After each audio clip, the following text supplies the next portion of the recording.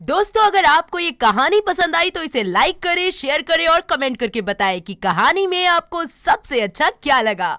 मयंक अपना गांव छोड़कर दिल्ली जैसे बड़े शहर में जॉब करने आया था, जहां उसकी मुलाकात संचिता नाम की लड़की से होती है।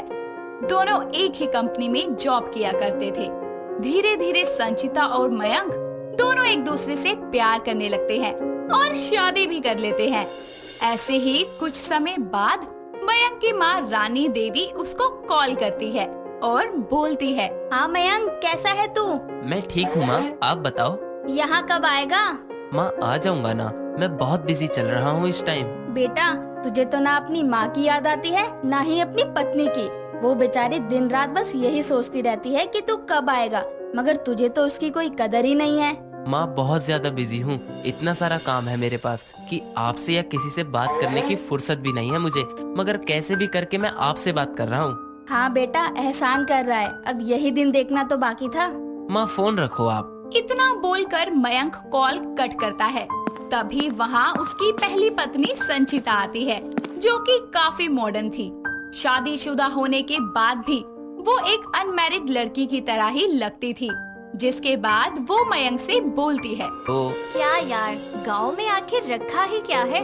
यार मैं गाँव इसलिए नहीं जाना चाहता क्योंकि मेरी वो गंवार बीवी है, उसकी शक्ल देखकर ही गुस्सा आ जाता है। रिलैक्स बेबी, चलो हम दोनों घूमने चलते हैं। यार मेरा मूड नहीं है। अपनी संजू के लिए भी नहीं जाओगे? मैं अपनी संचू के लिए कुछ भी कर सकता हूँ, समझी ना। चलो अब कहाँ चलना है? दोनों पति पत्नी बाहर घूमने के लिए निकल जाते हैं। तभी वहाँ मयंक के गांव का एक आदमी भी किसी काम से शहर आया था। जिसके बाद वो मयंक को संचिता के साथ बाहों में बाहें डालकर घूमते देख लेता है और तुरंत उसकी माँ को कॉल करके बोलता है, हाय रानी बहन, कैसी हो? ठीक हूँ भैया, आप बताओ कैसे हो? हम भी ठीक हैं, बस दिल्ली शहर आए थे। क्या दिल्ली आए हो आप? अरे मेरा बेटा मयंक भी वही है, क्या उसकी कोई खोज खबर है? हाँ बहन, यही सोच रहा हूँ कैसे बताऊँ। क्या हुआ, बोलो ना। अरे मयंक किसी लड़की के साथ बाहों में बाहें डालकर घूम रहा है। क्या? भैया एक बार ठीक से देखो, क्या पता वो मयंक ना हो। अरे नहीं बहन, तुम एक काम करो, नेट चालू करो, हम तुम्हें वीडियो कॉल करते हैं और तुम खुद देखो। वो आदमी रानी देवी को वीडियो कॉल करके मयंक और संचिता को दिखाता है। ये देखकर रानी देवी गुस्से से आग बबूला हो जाती है और अगले दिन वो अपने बेटे को कॉल करके बोलती है, मयंक, आज जो बात करनी है साफ साफ करूँगी, बाकी तेरी मर्जी होगी तुझे क्या करना है। क्या हुआ माँ? अगर तू गांव नहीं आता और गांव आने के बाद कम से कम 5 साल तक नहीं रहता तो मैं अपनी सारी जमीन जायदाद बहू के नाम कर दूंगी। क्या बोल रही हो माँ? तुम्हारा दिमाग फिर गया है क्या? दिमाग अब ठिकाने पर आया है और हाँ, मेरे पास भी टाइम नहीं है तुझसे बात करने का। सोच समझकर जवाब दियो, वरना दिल्ली में ही रहियो। ऐसे ही 2 दिन बीत जाते हैं। काफी सोचने के बाद मयंक संचिता के साथ गांव जाने का फैसला करता है। दोनों पति पत्नी अपना सामान पैक करके गांव के लिए निकल जाते हैं। अगले दिन दोनों अपने गांव में पहुंच जाते हैं, जहां वो अपने घर जाते हैं। मयंक की पहली पत्नी अंजलि मयंक के साथ संचिता को देखकर चौंक जाती है और मयंक से रानी बोलती है, मयंक, क्या है ये? कौन है ये लड़की? माँ ये भी मेरी पत्नी है। शर्म नहीं आई तुझे ये सब करते हुए? अरे तू शादीशुदा है, ये कैसे भूल गया? ओहो सासू माँ, इतनी ओवर एक्टिंग क्यों कर रही हो? वो मयंक की सिर्फ नाम की पत्नी है, उसकी असली पत्नी तो मैं हूँ। निकल जा अपने पति को लेकर। माँ जी नहीं, ये इतने टाइम बाद आए हैं और मैं नहीं चाहती कि ये यहाँ से जाएं। और माँ जी, संचिता के आने से फर्क क्या पड़ जाएगा मेरे रिश्ते पर? ये पहले भी मुझे पसंद नहीं करते थे और अब भी नहीं करते। बहू, इतना अच्छा बनना भी बेकार होता है। माँ जी, आपको मेरी कसम, आप इन्हें घर से मत निकालिए। किस मिट्टी की बनी है तू? तेरा पति तेरे लिए सौतन लेकर आया है, तो ये कैसे सह सकती है? एक औरत सब कुछ बांट सकती है बेटा, पर अपना सुहाग नहीं। माँ जी, आप ये भी तो सोचिए, भले ही मैं उनके लिए उनकी पत्नी ना हूँ, लेकिन वो तो मेरे पति हैं। अंजलि के कहने पर रानी मान जाती है, जिसके बाद मयंक और संचिता को घर में आने की इजाजत मिल जाती है। ऐसे ही दिन बीतते जाते हैं। अंजलि हमेशा पूरे 16 श्रृंगार किया करती। ये देखकर एक दिन संचिता बोलती है, अंजलि, क्या तुम ये गवारों की तरह रहती हो? संचिता, जिस दिन एक औरत के 16 श्रृंगार के मतलब जान जाओगी ना, तब से तुम भी ये श्रृंगार करना चाहोगी। अगर तुम सच में अपने पति से प्यार करती होगी तो। मैं अपने पति से बहुत प्यार करती हूँ, समझ गई तुम? प्यार करती हो तो तुम जरूर इसके मतलब को समझ पाओगी। अरे तुम ही रहो ऐसे गवारों की तरह। इतना बोलकर संचिता वहाँ से चली जाती है। ऐसे ही समय बीतता जाता है और अंजलि देखती है कि उसका पति संचिता के साथ कितना खुश रहता है, लेकिन कहीं न कहीं अंजलि को इस बात का दुख भी था। ऐसे ही एक दिन अंजलि शीशे के सामने अपनी मांग भर रही थी, तभी वहाँ संचिता आती है और पीछे से अंजलि के हाथ पर हाथ लगाकर उसको आगे की तरफ खींचती है और इसी में अंजलि के हाथ से सिंदूर नीचे गिर जाता है, जिसके बाद अंजलि गुस्से में संचिता से बोलती है, तुम्हें दिखाई नहीं देता क्या सिंदूर का गिरना कितना बड़ा अपशगुन होता है? अरे पागल हो क्या, ये अपशगुन वगैरह कुछ नहीं होता। तुम कब समझोगी? एक औरत का रूप 16 श्रृंगार के बिना अधूरा है। वो कैसे? एक सुहागन औरत का जो श्रृंगार होता है उसका खुद में ही अपना अर्थ होता है। जैसे सिंदूर, सिंदूर हमेशा अपनी मांग में अपनी पति की लंबी उम्र के लिए लगाया जाता है। अच्छा जी, और इस मंगलसूत्र का क्या मतलब होता है? मंगलसूत्र का मतलब है सुखी दाम्पत्य। चाहे कैसा भी समय हो, एक पत्नी को अपने पति के साथ कभी नहीं छोड़ना चाहिए। अच्छा, और ये बिंदी ये क्यों लगाते हैं? इसका क्या मतलब होता है? जैसे भगवान सूर्य अपनी ऊर्जा और रोशनी से पूरे संसार में रोशनी लाते हैं, ठीक वैसे ही एक पत्नी को अपने ससुराल में अपनी ऊर्जा और अपने व्यवहार से उनके जीवन में रोशनी लाने का अर्थ है बिंदी। वाह अंजलि, सच में सही मायने में तो तुम ही मयंक की पत्नी हो। नहीं, मयंक जी आपसे प्यार करते हैं। बस मैं इतना चाहती हूँ कि आप उनके जीवन में खुशियाँ लाएं ताकि वो खुश रहें। अब से मैं भी हर दिन करूँगी 16 श्रृंगार। ऐसे ही संचिता भी 16 श्रृंगार करके आती है। मयंक और रानी उसको देखकर चौंक जाते हैं। तभी संचिता बोलती है, मयंक, तुम हमेशा कहते थे ना कि तुम्हारी पहली पत्नी गवार है, मगर सही मायने में तो गवार मैं हूँ। आज अंजलि ने मुझे सुहागन होने का पाठ पढ़ा दिया और तुम बहुत किस्मत वाले हो कि तुम्हें दो इतना प्यार करने वाली पत्नियाँ मिली है। तभी वहाँ अंजलि आती है और बोलती है, उसी तरह से अब मेरे जाने का समय हो गया है। अब मैं हमेशा के लिए मयंक जी और इस घर को छोड़कर जा रही हूँ, क्योंकि इतने दिनों में मैंने महसूस किया है कि मयंक जी संचिता से बहुत प्यार करते हैं। मगर तुम मत जाओ ना अंजलि। अच्छा लगा सुनकर, मगर अब बहुत देर हो चुकी है मयंक जी, मुझे जाना ही होगा। और हाँ माँ जी, आपको मेरी कसम है, आप मुझे अपनी कसम देकर रोकेंगी नहीं।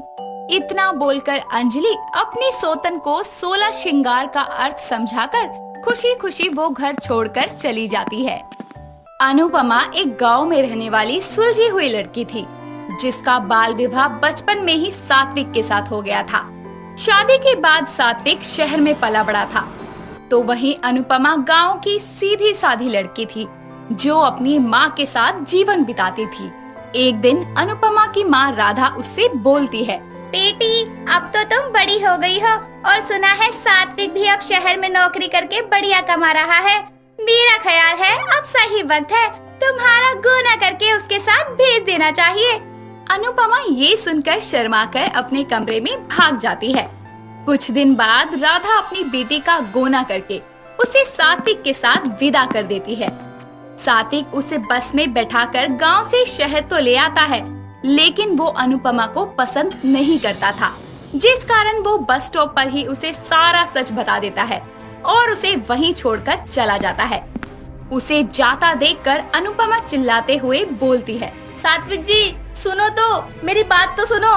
सात्विक एक भी बार पीछे पलट के नहीं देखता, जिसके बाद अनुपमा रोते रोते वहीं जमीन पर बैठ जाती है और खुद से बोलती है, सात्विक जी ने मेरे साथ ऐसा क्यों किया? ऐसी क्या कमी थी मुझ में जो वो मुझे छोड़कर चले गए?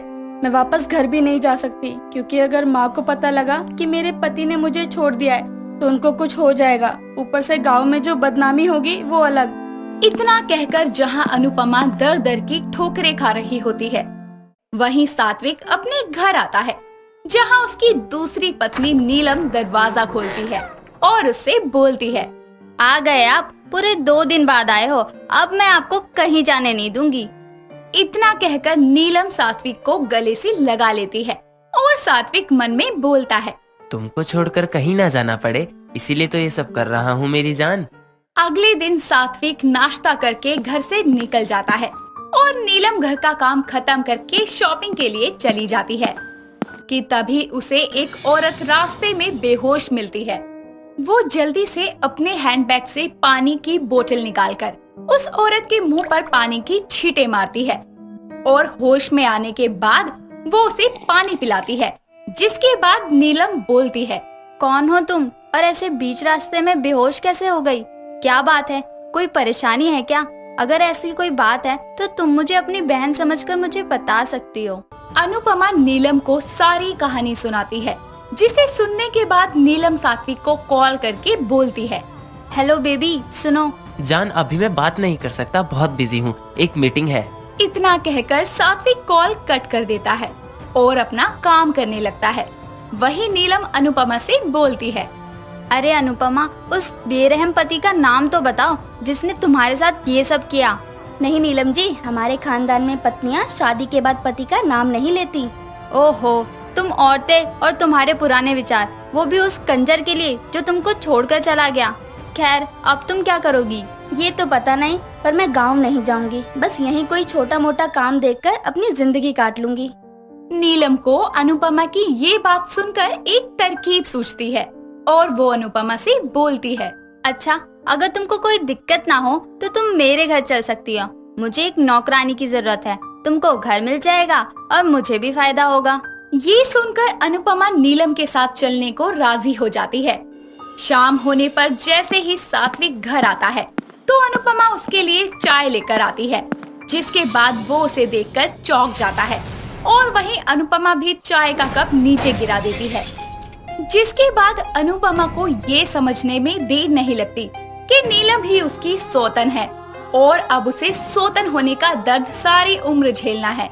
जिसके बाद अनुपमा नॉर्मल रिएक्ट करते हुए सात्विक से बोलती है, माफ करना साहब, मैं आपके लिए दूसरी चाय बनाकर लाती हूँ। इतना कहकर अनुपमा चाय बनाने चली जाती है और सात्विक आकर नीलम से बोलता है, ये कौन है और किस भिखारन को तुम घर उठा लाई हो? बेबी, ऐसे क्यों बोल रहे हो? पता है, उसका कमीना पति उसे छोड़कर भाग गया। पता नहीं क्यों मुझे वो बहुत अपनी जैसी लगती है। लगेगी ही, सौतन जो है। कुछ कहा तुमने? अरे नहीं, बस ये कि मुझे घर में फालतू की भीड़ नहीं पसंद। ओ हेलो, तुम्हारा घर? ये मेरा घर है। इनफैक्ट तुम्हारी जॉब भी मेरे पापा की दी हुई है। इसलिए ही तो झेल रहा हूँ तुमको, वरना तुमसे सही तो ये गांव की गवार दिखती है। खैर, ये गवार कुछ बोलेगी नहीं और मैं दोनों से मजे ले सकता हूँ। जहाँ सात्विक अनुपमा और नीलम के लिए इतनी नीच सोच रखता था, वहीं अनुपमा रसोई में काम करते हुए बोलती है, कोई बात नहीं, मेरे पति अगर मुझे ना अपनाए, कम से कम मैं उनके पास तो हूँ। मेरे लिए यही बहुत है। और नीलम जी कितनी अच्छी हैं, मैं उनका दर्द भी नहीं देख सकती। अगर उनको सच का पता लगा तो उन पर क्या बीतेगी। ये सब सोचने के बाद अनुपमा नई चाय बनाकर लाती है और सबको देती है। जिसके बाद अनुपमा अपनी सौतन के साथ नौकरानी बनकर उसी घर में रहने लगती है। दिन गुजरते हैं। सात्विक रहता तो नीलम के साथ, पर छुप छुप कर वो अनुपमा को भी छेड़ा करता और अनुपमा कोई न कोई बहाना बनाकर खुद को बचा लिया करती। ऐसे ही एक दिन नीलम आकर सात्विक के सामने अनुपमा से बोलती है, अनु, तुम्हारे साथ जो हुआ उसके लिए तुम्हें ऐसे चुप नहीं बैठना चाहिए। फिर क्या करूँ दीदी? क्या करूँ मतलब? तुम्हें उसकी पुलिस में कंप्लेंट करनी चाहिए। सच बताऊं तो ऐसे लोगों को जेल के अंदर होना चाहिए। पता नहीं अब किस बेचारी की जिंदगी नरक कर रहा होगा। ये सुनकर सात्विक उसे रोकता हुआ बोलता है, अरे नीलम, बस भी करो, क्यों इतना हाइपर हो रही हो? अरे क्यों ना हो, अगर तुम ऐसा करते ना तो मैं तो तुम्हें धक्के मारकर घर से निकाल देती और कहीं का भी नहीं छोड़ती। ये सुनकर सात्विक हैरान रह जाता है। जिसके बाद अनुपमा बोलती है, दीदी छोड़िए, आप क्यों मेरी इतनी चिंता करती हैं?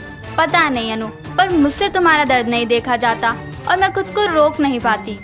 ये सुनकर अनुपमा की आंखें भर आती है और नीलम उसे गले लगा लेती है। जिसके बाद सात्विक मन में सोचता है, ये औरतें और इनके नाटक, भगवान ही बचाए। कुछ देर बाद सात्विक काम पर चला जाता है और अनुपमा अपने घर के काम करने लगती है। शाम होने पर सात्विक नशे में धुत होकर घर आता है और डोरबेल बजाता है। अनुपमा दरवाजा खोलती है। जिसके बाद सात्विक उसे अपनी बाहों में भरने ही वाला था कि वो भाग जाती है। जिसके बाद सात्विक मन में बोलता है, कब तक भागेगी? बड़ा पति पति करती है ना मुझे। आज तो इससे पति का हक लेकर रहूंगा, बस एक बार नीलम सो जाए। इतना कहकर सात्विक नीलम के साथ खाना खाता है और सोने चला जाता है। थोड़ी देर बाद नीलम के सोते ही सात्विक आधी रात को उठकर अनुपमा के कमरे में जाता है और उसे गले लगाते हुए बोलता है, अनु मेरी जान, हाय आज तक तुझे कभी बाहों में नहीं भरा। ये सुनकर अनुपमा डर जाती है, लेकिन वो जानती थी अगर वो चिल्लाती तो नीलम जाग जाती। जिसके बाद वो बस खुद को सात्विक से बचाने की कोशिश करती है और सात्विक उसकी तरफ बढ़ने लगता है, लेकिन सात्विक कुछ कर पाता इससे पहले ही नीलम अनुपमा के कमरे में आकर लाइट जला देती है। जिसके बाद अनुपमा नीलम को सब कुछ सच बताती है और नीलम सात्विक को थप्पड़ मारती है। जिसके बाद वो पुलिस को कॉल करके पुलिस को बुला लेती है। कुछ देर बाद पुलिस नीलम के घर आती है और नीलम उन्हें सारा सच बताती है और उसके बाद पुलिस सात्विक को अरेस्ट करके अपने साथ ले जाती है। उनके जाने के बाद नीलम अनुपमा से बोलती है, अरे पगली, तूने इतना दुख क्यों झेला? हमें भला करना चाहिए, लेकिन बस उनका जो इसके लायक हो। इतनी मीठी बनेगी तो दुनिया खा जाएगी। रचना अपने पति तपिश और सास दीपा के साथ एक खुशहाल जिंदगी जी रही थी। ऐसे ही एक रोज तपिश का ट्रांसफर दूसरे शहर में हो जाता है और एक सुबह तपिश ऑफिस जाने के लिए निकलते हुए रचना से बोलता है, क्या करती हो रचना? मेरा लंच तैयार हुआ या नहीं? अरे सुबह सुबह भगवान का नाम लेने के बदले क्यों बहू पर गुस्सा हो रहा है? 2 मिनट दीजिए, ला रही हूँ।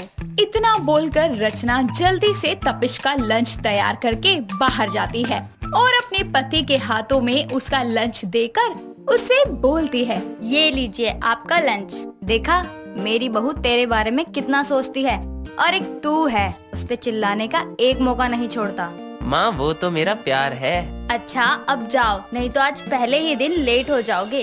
अपना लंच लेकर तपिश रचना के सर पर किस करके अपनी कार में बैठकर ऑफिस के लिए निकल जाता है। थोड़ी दूर जाने के बाद तपिश रेड लाइट पर रुकता है और ग्रीन लाइट होने का वेट करने लगता है। तभी उसके पास एक भिखारन लड़की आती है जिसके बिखरे बाल और तन पर फटे हुए कपड़े थे और उसके हाथों में था एक कटोरा।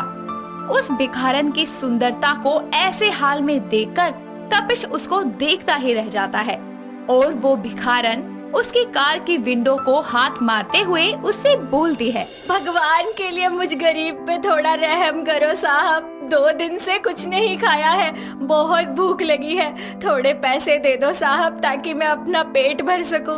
वो भिखारन तपिश से भीख मांग ही रही थी कि तभी ग्रीन लाइट हो जाती है और तपिश बस एक टक उस भिखारन को देखता रह जाता है।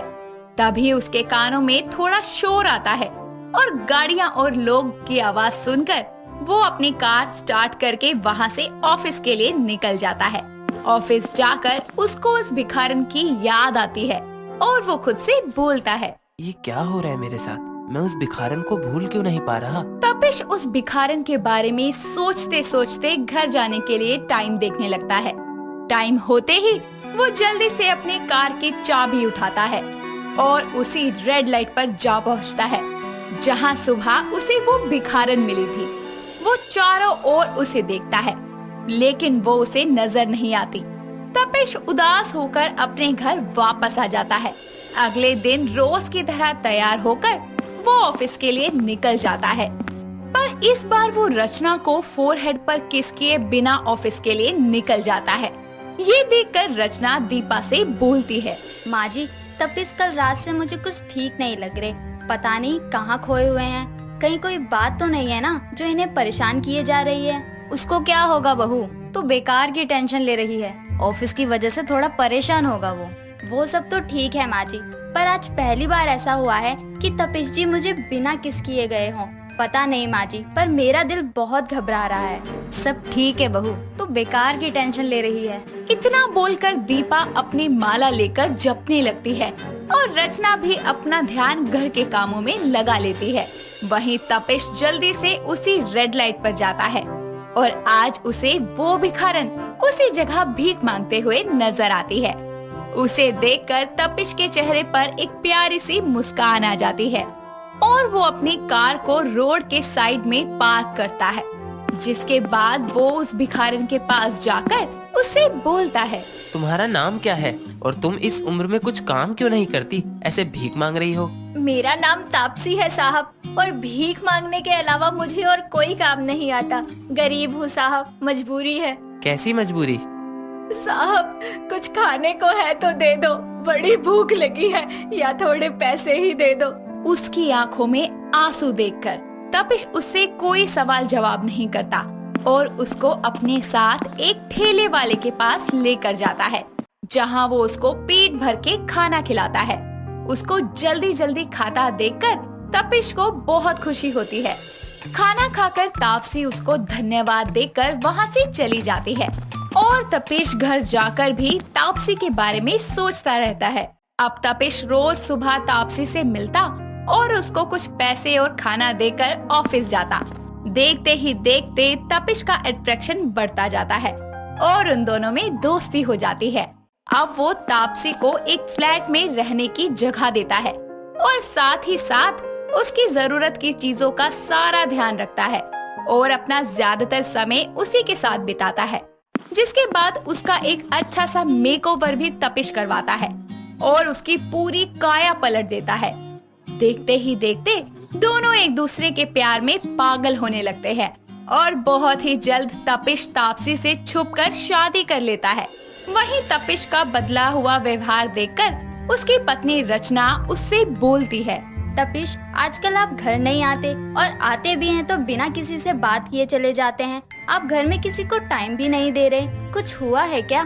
मुझे क्या होगा रचना, मैं बिल्कुल ठीक हूँ। अब तुम्हें तो पता है ना कि काम का कितना स्ट्रेस होता है, और रही घर न आने की बात तो मैं तुम्हें बता दूं कि मुझे मीटिंग अटेंड करने के लिए बाहर जाना पड़ता है।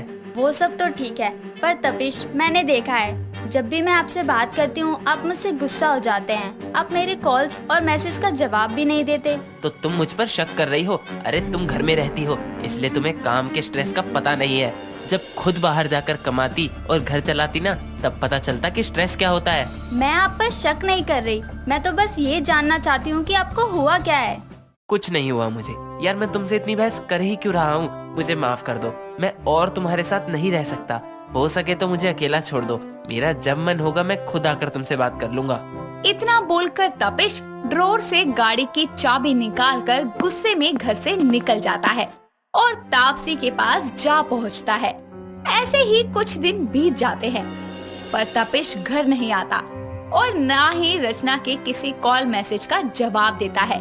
दिन बीतते जाते हैं और एक दिन तापसी तपिश से बोलती है, आप मुझे माजी से कब मिलवाएंगे? मैंने आपके पर्स में उनकी फोटो देखी है। मुझे पता है मैं एक भिखारन हूँ, शायद यही सोचकर आप मुझे नहीं मिलवाते ना कि वो मुझे अपनाएंगी नहीं। हाँ सही बोल रही हो, यही बात है।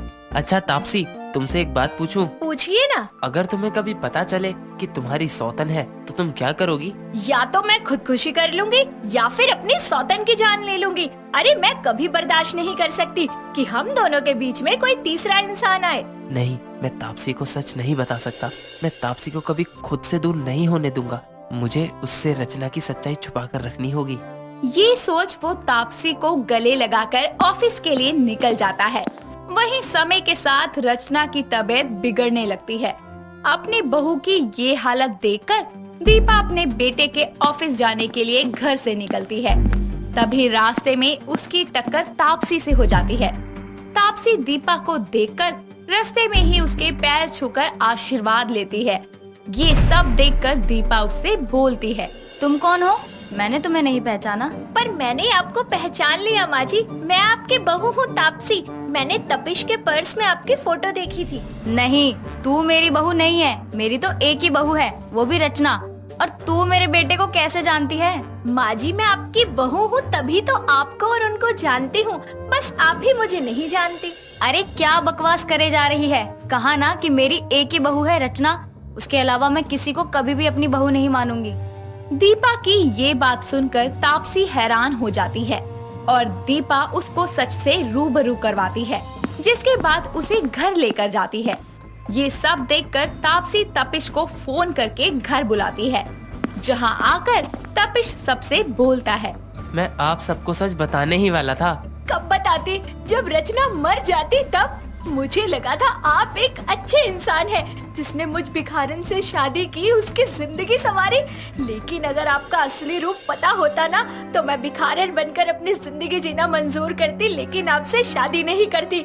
मैं अपनी सौतन बर्दाश्त नहीं कर सकती, पर मुझे क्या पता था कि मैं खुद ही किसी की सौतन बन जाऊंगी। तापसी, सब ठीक हो जाएगा, तुम एक बार मेरी बात तो सुनो। नालायक, मुझे शर्म आती है तुझे अपना बेटा बोलते हुए। अरे बहू ने इतना पूछा, लेकिन कभी भी तूने उसे सच नहीं बताया। आज तेरी वजह से बहू की ये हालत है। मेरे लिए आपने रचना को छोड़ा था ना, लेकिन आज उसकी जिंदगी बचाने के लिए मैं आपको छोड़ती हूँ। और एक बात अच्छे से याद रखना, अगर उसे कुछ हो गया ना, तो आप मेरा मरा मुंह देखेंगे। ये बोलकर तापसी वहाँ से चली जाती है। तपिश को अपनी गलती का एहसास होता है और वो रचना का इलाज करवाता है। कुछ ही दिनों बाद में रचना बिल्कुल ठीक हो जाती है और सारा सच जानकर वो अपनी भिखारन सोतन के हाथों में अपने पति का हाथ थमाकर दीपा के साथ हमेशा के लिए दोनों की जिंदगी से चली जाती है। अनुष्का एक बेहद ही सुंदर और मजाकिया किस्म की लड़की थी, जो हमेशा ही लड़कों को छेड़ा करती थी। वो लड़कियों को भी तंग करती थी, लेकिन जो मजा उसे लड़के छेड़ने में आता था, वो उसे किसी और में नहीं आता था। उसके परिवार में उसकी मम्मी रीना और पापा राकेश रहा करते थे। ऐसे ही एक दिन अनुष्का अपने कॉलेज जा रही थी कि तभी दो लड़के उसे रास्ते में छेड़ते हुए बोलते हैं, ओहो जान, किधर जा रही हो? हमें भी अपने साथ ले चलो। हाँ मोहतरमा, हमें भी साथ ले चलो। साथ चलोगे मेरे? चलो ना, कब से वेट कर रही हूँ मैं। आओ ना, शर्माते क्यों हो? चलो। ये क्या कर रही हो आप? अरे चलना नहीं है क्या मेरी जान? आजा, खोपचे में चलते हैं। अनुष्का इस तरह से चिल्लाकर कहती है कि आसपास के लोग उन बदमाश लड़कों को घूर घूर कर देखने लगते हैं। नहीं, हमें किसी कोपचे में नहीं जाना। ए रघु, भाग यहाँ से। अरे मेरी जान, मेरे जानू, मेरे गुले गुलिस्तान, रुको तो सही, कहाँ जा रहे हो? आया बड़ा मुझे छेड़ने वाला। ऐसा छेड़ूंगी ना कि सारी छेड़मपंती निकल जाएगी तुम्हारी। अनुष्का के कहने से वो लड़के डर कर वहाँ से भाग जाते हैं। कुछ ही देर के बाद वो अपने कॉलेज पहुँचती है और लेक्चर देने के बाद जब वो फ्री होती है तो कैंटीन के बाहर खड़ी हो जाती है। तभी एक विवेक नाम का लड़का वहाँ से गुजरता है और अनुष्का उससे कहती है, ओए चश्मिश, किधर जा रहा है? इधर आ, बात करनी है तुझसे। जी मैं चश्मा तो तूने ही लगाया है, तेरे आसपास में तो किसी ने लगाया ही नहीं, तो सीधी सी बात है कि तुझे ही बुलाया है। जी नहीं, मैं ही हूँ। और बता बे, कब से आ रहा है कॉलेज में? वो मैं न्यू एडमिशन हूँ ना, आज पहला दिन है कॉलेज का। ओहो, तो नया बकरा आया है कॉलेज में। अच्छा, तो तू फर्स्ट ईयर में है? जी, मैं फर्स्ट ईयर का स्टूडेंट हूँ। बेटा मैं हूँ तेरी सीनियर। चलो बैग उतार और साइड में रख, और जो बोलती हूँ वैसा कर। क्या क्या करना होगा मुझे? ये ले कपड़े, जा जाकर इन्हें पहन कर आ और सबके सामने मटक मटक कर चल कर दिखा। और याद रखना, अगर तूने मेरी बात नहीं मानी तो जबरदस्ती सबके सामने यही कपड़े पहना दूंगी। विवेक डर कर अनुष्का की बात मान लेता है और उसके कहने पर लड़कियों वाली ड्रेस पहनकर मटक मटक कर दिखाता है, जिसके बाद कॉलेज के सारे स्टूडेंट्स उस पर हंसने लगते हैं। और अनुष्का अपने मजे करते हुए कैंटीन में अपनी दोस्त रायमा के पास चली जाती है, जहां वो देखती है कि उसकी दोस्त को दो लड़के छेड़ रहे हैं। तभी वो वहां आकर बोलती है, ए हैंडसम, उसे क्यों छेड़ रहे हो? मुझे छेड़ो ना, कब से किसी लड़के ने मुझे छेड़ा ही नहीं है, तो आ जाओ, आज तुम ही छेड़ लो। लगता है तुम्हारा फ्रेंड मुझ में इंटरेस्टेड नहीं है। आ जाओ ना जाने मन, तुम ही छेड़ लो थोड़ा सा। मैं कैसे आपको छेड़ूं? क्यों? तू भी तो अपने दोस्त के साथ ही है ना। छेड़ लेना फिर मुझे। वैसे जब तक तू छेड़ेगा ना, तेरे जैसे तो मैं 10 से निपट लूंगी। आप पागल हैं? आपके घर में बाप भाई नहीं है जो आप मुझे छेड़ रही हैं? अरे यार, मेरे घर में बाप भी है और भाई भी है, पर कसम नहीं है। आजा, फिर शादी करूंगी तुझसे। अरे पागल हो गई है ये लड़की, चलो यहाँ से। ओ हेलो, एक मिनट, जा कैसे रहा है तू? पहले मेरी दोस्त से माफी मांग, वरना तेरा वो हाल करूंगी ना, तेरी साथ पीढ़ियां भी तुझे पहचान नहीं पाएंगी। मुझे माफ कर दो मैडम जी, माफी दे दो हमें, आगे से ऐसा कभी नहीं करेंगे। मुझे भी माफी दे दो। अबे ओ जंग लगी गाड़ी, रुक रुक के चलने वाले रेडियो, तेरी माफी नहीं चाहिए, चल निकल। अनुष्का के इस तरह डांटने से वो लड़के वहाँ से चले जाते हैं और वो भी अपनी फ्रेंड राइमा से कहती है, राइमा, अगर तुझे कभी भी मदद की जरूरत हो ना, तो तू बस मुझे बोलना। इन जैसे टेढ़े लड़कों को ना मुझे सीधा करना बड़े अच्छे से आता है। थैंक्स अनुष्का, मेरी हेल्प करने के लिए। मैं भी तुम्हारी तरह स्ट्रॉन्ग बनना चाहती हूँ। हाँ, जब तक इन लड़कों को इनकी भाषा में ना समझाओ ना, इन्हें समझ नहीं आती। सही कहा यार। चल अब मैं घर चलती हूँ, टाइम हो गया है। वक्त बीतता जाता है। अगर कोई लड़का उससे पंगा लेता तो वो उनको भी ठीक कर दिया करती थी, साथ ही खुद भी लड़कों को छेड़ा करती थी। ऐसे ही एक दिन अनुष्का पार्क में एक लड़के को छेड़ रही होती है और वो लड़का उससे बहुत ज्यादा डर जाता है। ये सब होता हुआ एक विराट नाम का बहुत ही ज्यादा गुड लुकिंग लड़का उसे देख लेता है और मन ही मन सोचता है, ओह, तो मैडम को बेवजह के लड़के छेड़ने में इंटरेस्ट बहुत है, क्यों ना मैं इन्हें इन्हीं के तरीके से हैंडल करूं। विराट अनुष्का के पास जाता है और उससे कहता है, क्या बात है मैडम, उस भोले भाले शख्स को क्यों छेड़ रही हो आप? इससे अच्छा तो मैं हूँ, अब मुझे ही छेड़ लीजिए, मुझ पर लाइन मार लो। हाय, ये लड़का तो बिल्कुल मेरी तरह बोल रहा है। पता नहीं इसको देखकर ना दिल में कुछ कुछ हो रहा है, मैं तो कुछ बोल ही नहीं पा रही। ओ हेलो मिस, कहाँ खो गई आप? आपसे बात कर रहा हूँ। मैंने देखा है कि कैसे आप उस लड़के को छेड़ रही थी। वो लड़कों को। क्या हुआ, अब आप मुझे छेड़ेगी नहीं क्या? इतना अटक अटक कर क्यों बोल रही हो? वो एक्चुअली मैं अटक नहीं रही थी, वो बस इन टेढ़े लड़कों के साथ टेढ़ा बनकर रहना पड़ता है, इसीलिए कुछ समझ नहीं आ रहा था। इतना कहकर वो चलने लगती है, लेकिन विराट उसे रोकते हुए बोलता है, वेट वेट वेट मिस, मैंने आपको देखा था, आप ही उसे छेड़ रही थी। उस बेचारे ने तो आपसे चूं तक नहीं बोला। हाँ, मैं कर रही थी, ये लड़के भी तो बेवजह छेड़ते हैं, मैंने कौन सा पहाड़ तोड़ दिया? पर क्यों? क्योंकि यही लड़के कुछ देर पहले मेरे साथ ऐसा कर रहे थे, तब तो किसी ने कुछ नहीं बोला कि ये मुझे क्यों छेड़ रहे हैं।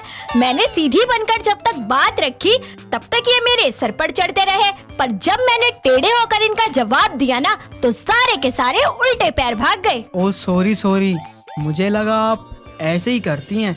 वैसे आपने सही बोला है, ऐसों के साथ ऐसा ही करना चाहिए। क्या आप मेरे साथ आइसक्रीम खाना पसंद करेंगी? जी चलिए, पर मैं एक नहीं दो आइसक्रीम खाऊंगी। श्योर। इस तरह दोनों एक ही आइसक्रीम पार्लर में जाकर अपनी फेवरेट आइसक्रीम का ऑर्डर देते हैं और साथ में बैठकर आइसक्रीम खाते हैं। तभी आइसक्रीम खाते हुए विराट बोलता है, आपका नाम क्या है वैसे? मेरा नाम अनुष्का है, और आपका? My self Virat. तो क्या करते हैं आप? जी मैं सीए हूँ एक कंपनी में, और आप? जी मैं पोस्ट ग्रेजुएशन कर रही हूँ। इस तरह दोनों बहुत देर तक एक दूसरे से बातें करते रहते हैं और उनकी अंडरस्टैंडिंग इतनी ज्यादा अच्छी होती है कि वो बहुत ही अच्छे दोस्त बन जाते हैं। इसी तरह वक्त बीतता जाता है। दोनों रोजाना एक दूसरे से मिलते रहते हैं, डेली रात को वीडियो कॉल पर बातें करते हैं, लंच के बहाने एक दूसरे के साथ बाहर घूमने जाते हैं। कभी अनुष्का विराट के ऑफिस के बाहर इंतजार करती है, तो कभी विराट। इस सब के बीच कब उन्हें एक दूसरे से प्यार हो जाता है उन्हें पता ही नहीं चलता।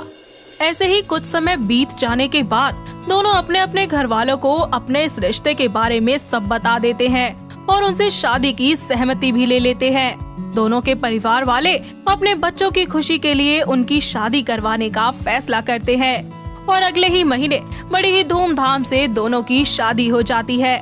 धीरे धीरे अनुष्का अपने ससुराल की सारी जिम्मेदारियों को बखूबी निभाती है और विराट से मिलने के बाद वो हमेशा के लिए लड़कों को छेड़ना बंद कर देती है।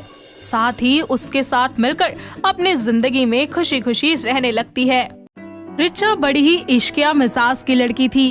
उसका एक कार्तिक नाम का बेस्ट फ्रेंड था जिससे वो अपनी हर छोटी बड़ी बात को शेयर किया करती थी। ऐसे ही एक दिन रिचा कार्तिक से कहती है, कार्तिक सुनना यार, कल मुझे फेसबुक पर ना एक राहुल नाम के लड़के से प्यार हो गया। मैं उससे मिलने जा रही हूँ। अबे तू पागल है क्या?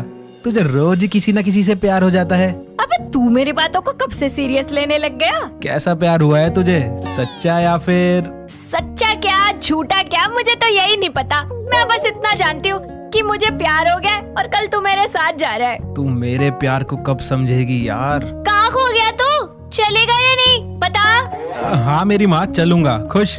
अगले दिन दोनों राहुल से मिलने जाती हैं। राहुल को देखते ही रिचा अजीब सा मुंह बनाते हुए कार्तिक से बोलती है, कार्तिक ये जैसा फोटोज में दिखता था वैसा तो बिल्कुल भी नहीं है यार, मैं तो फंस गई। अरे तुझे तो प्यार हो गया था ना इसके साथ। चल चल अब इससे अपनी बात आगे बढ़ा। हेलो रिचा, कैसी हो तुम?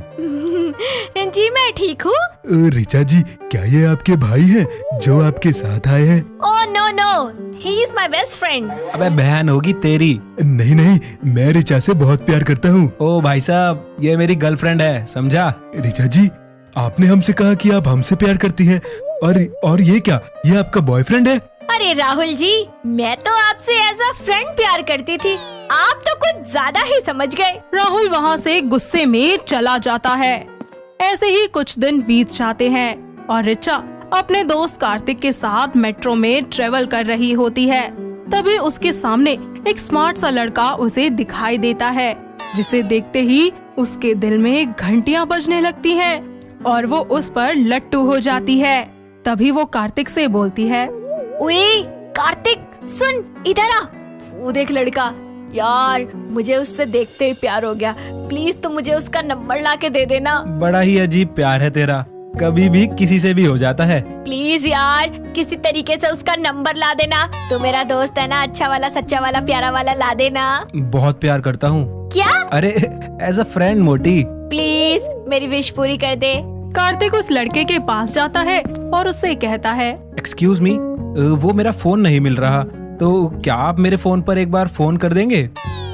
वैसे आपका नाम? जी मैं अनमोल हूँ, और नंबर बताइए क्या नंबर है? अनमोल कार्तिक के फोन पर फोन करता है और इस तरह कार्तिक अनमोल का नाम और नंबर रिचा को देते हुए कहता है, ये ले चुड़ैल, खुश हो जा, तेरे आशिक का नंबर ले आया मैं, और भाई साहब का नाम अनमोल है। वाह यार, तू ना मेरा पक्का वाला यार है। इसी तरह वो दोनों अपने घर लौट जाते हैं और अगले दिन रिचा अनमोल को कॉल करती है और जैसे ही अनमोल फोन उठाता है तो वो बोलता है, हेलो कौन? वो मैं रिचा, आप अनमोल है ना? हाँ जी मैं अनमोल ही हूँ।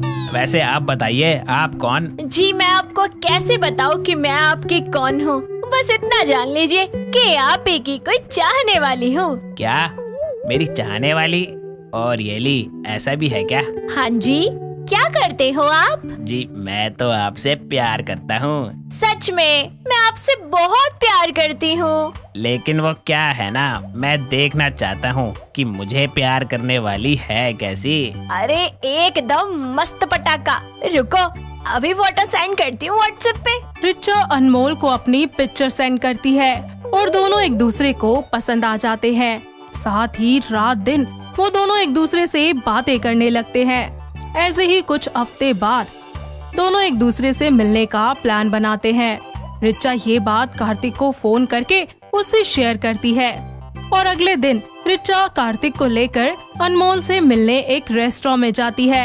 दोनों सोफे पर बैठकर जूस पी रहे होते हैं और कार्तिक वहीं दूर अकेले बैठा होता है। तभी वहाँ पर एक शादीशुदा लड़की आ जाती है और रिचा के बाल पकड़कर खींचने लगती है। तभी उसे रोकते हुए अनमोल कहता है, अरे किंजल डार्लिंग, छोड़ो इसको, पता नहीं कितने दिनों से मुझे फॉलो कर रही है, इसलिए मैं इसे यहाँ मिलने आया हूँ और ये समझाने आया हूँ कि मैं तो शादीशुदा हूँ। क्यों री चुड़ैल, तुझे मेरा ही खसम मिला था क्या नैन मटक्के और इश्क लड़ाने के लिए?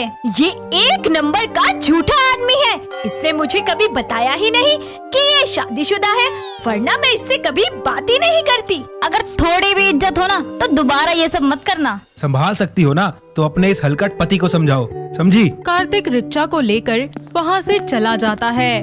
रिचा घर आकर खूब रोने लगती है। कार्तिक को ये सब कुछ देखकर जरा भी अच्छा नहीं लगता, क्योंकि वो उससे इतना ज्यादा प्यार जो करता था, लेकिन अपने दिल की बात उसे कभी नहीं कह पाया था। रिचा का रोज रोज यूं नए नए लड़कों से मिलना और फिर उनसे मिलने के लिए उसका उसके साथ जाना उसे जरा भी पसंद नहीं था। कुछ दिन बाद रिचा फिर से एक आदि नाम के लड़के से मिलती है। वो दोनों इंस्टाग्राम के जरिए बहुत ज्यादा एक दूसरे के करीब आ जाते हैं और एक दिन वो कार्तिक को लेकर अपने साथ उससे मिलने के लिए चली जाती है, जिसके बाद वो उस आदि नाम के लड़के से आए दिन मिलना शुरू कर देती है। कार्तिक अपनी आंखों के सामने ये सब होता देखकर उससे जरा भी बर्दाश्त नहीं होता और वो रिचा से मिलना और उससे बातें करना बंद कर देता है। कुछ वक्त बाद आदि भी रिचा को धोखा देकर चला जाता है, जिसके बाद एक दिन रिचा बिना किसी को बताए अपनी पूरी फैमिली के साथ किसी दूसरे शहर में शिफ्ट हो जाती है। कार्तिक उसे ढूंढने की बहुत कोशिश करता है, लेकिन उसकी सारी कोशिशें नाकाम हो जाती हैं। इसी तरह पूरा 1 साल बीत जाता है। रिचा के माता पिता उसकी शादी एक अजय नाम के मिडिल क्लास फैमिली में रहने वाले लड़के से तय कर देते हैं। दोनों परिवार वाले आपस में बातचीत करके शुभ मुहूर्त तय करते हैं। तो वहीं रिचा को कार्तिक की याद दिन रात सताने लगती है। वो उसे अपनी शादी से कुछ दिन पहले कार्ड लेकर मिलने उसके घर चली जाती है। 1 साल के बाद रिचा को वापस से अपने सामने देखकर कार्तिक को बहुत खुशी होती है, लेकिन उसे गुस्सा भी बहुत आता है, जिस पर वो उससे कहता है, आ गई मैडम, शर्म नहीं आई आपको बिल्कुल भी मेरे साथ ऐसा करते हुए? ये ले मेरी शादी का कार्ड, 1 हफ्ते बाद मेरी शादी है। क्या शादी? हाँ, शादी। तुझे कभी मेरा प्यार महसूस नहीं हुआ कि मैं तुझसे कितना प्यार करता हूँ? क्या? आज मैं खुद को रोक नहीं पाया, क्योंकि अब लग रहा है कि तू मुझसे हमेशा के लिए दूर हो जाएगी। तू तो मेरा दोस्त है ना, मैं तेरे लिए ये सब फील नहीं करती। चल अब तू खुश है तो अपनी शादी एंजॉय कर, और हाँ, मैं तेरी शादी में नहीं आऊँगा। किसी से प्यार करते हो तो उसका इजहार भी करना पड़ता है, नहीं तो बहुत देर हो जाती है। समझने की कोशिश कर यार, मैं तुझसे बहुत प्यार करता हूँ। तू आज तक न जाने किस किस के पीछे भागती रही, लेकिन मैंने तुझसे कुछ नहीं कहा। पर नहीं, आज नहीं यार। हाँ, मैं तुझे बहुत प्यार करता हूँ, तू चाहे इस बात को मान या ना मान। पागल, तूने मुझे कभी बताया क्यों नहीं कि तू मुझसे प्यार करता है? अरे मैं भी तुझसे बहुत प्यार करती हूँ, पर शायद मैं ये कभी समझ ही नहीं पाई। लेकिन जब तू मुझसे दूर हो गया ना, तब मुझे एहसास हुआ कि मेरा सच्चा प्यार तो तू ही है, और मैं पता नहीं कहाँ कहाँ लोगों में वो प्यार तराशती फिर रही थी। I love you Kartik. I love you too। Richa और कार्तिक दोनों एक दूसरे को गले लगा लेते हैं और अपने घर वालों को अपने इस रिश्ते के बारे में सब सच बताते हैं। साथ ही रिचा अजय से मिलकर भी उसे सारी सच्चाई बता देती है। और इतना सब कुछ हो जाने के बाद जिस मंडप में अजय और रिचा की शादी होनी थी, उसी मंडप में अब कार्तिक और रिचा की शादी होती है। वो दोनों शादीशुदा जिंदगी की अपनी बहुत ही अच्छे से शुरुआत करते हैं और एक साथ अपनी इश्कियाँ चलाते रहते हैं। दोस्तों, अगर आपको ये कहानी पसंद आई तो इसे लाइक करें, शेयर करें और कमेंट करके बताएं कि कहानी में आपको सबसे अच्छा क्या लगा।